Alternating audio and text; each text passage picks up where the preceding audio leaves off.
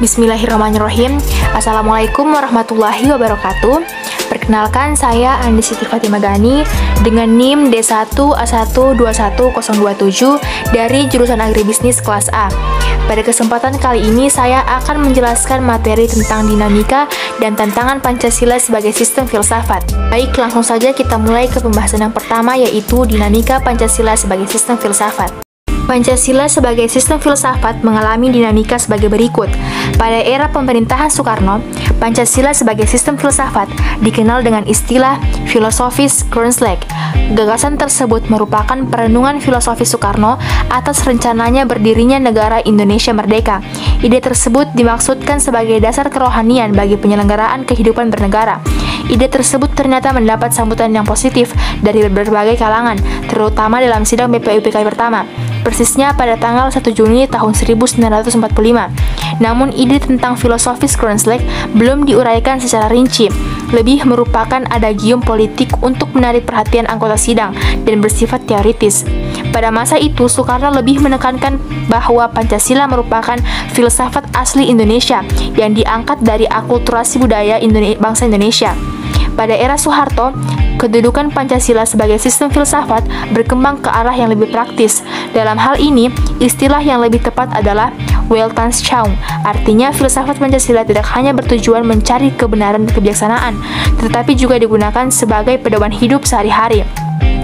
Atas dasar inilah Soeharto mengembangkan sistem filsafat Pancasila menjadi penataran P4. Pada era reformasi, Pancasila sebagai sistem filsafat kurang terdengar resonansinya. Namun Pancasila sebagai sistem filsafat bergema dalam wacana akademik, termasuk kritik dan renungan yang dilontarkan oleh Habibie dalam pidatonya pada tanggal 1 Juni tahun 2011. Habibie menyatakan bahwa Pancasila seolah-olah tenggelam dalam pusaran sejarah masa lalu yang tidak lagi relevan untuk disertakan dalam dialektika reformasi. Pancasila seolah hilang dari memori kolektif bangsa Indonesia. Pancasila semakin jarang diucapkan, dikutip, dan dibahas baik dalam konteks kehidupan ketatanegaraan, kebangsaan, maupun kemasyarakatan. Pancasila seperti tersandar di sebuah lorong sunyi justru di tengah denyut kehidupan bangsa Indonesia yang semakin hiruk-pikuk dengan demokrasi dan kebebasan berpolitik. Materi yang kedua, tantangan Pancasila sebagai sistem filsafat. Beberapa bentuk tantangan terhadap Pancasila sebagai sistem filsafat muncul dalam bentuk-bentuk sebagai berikut.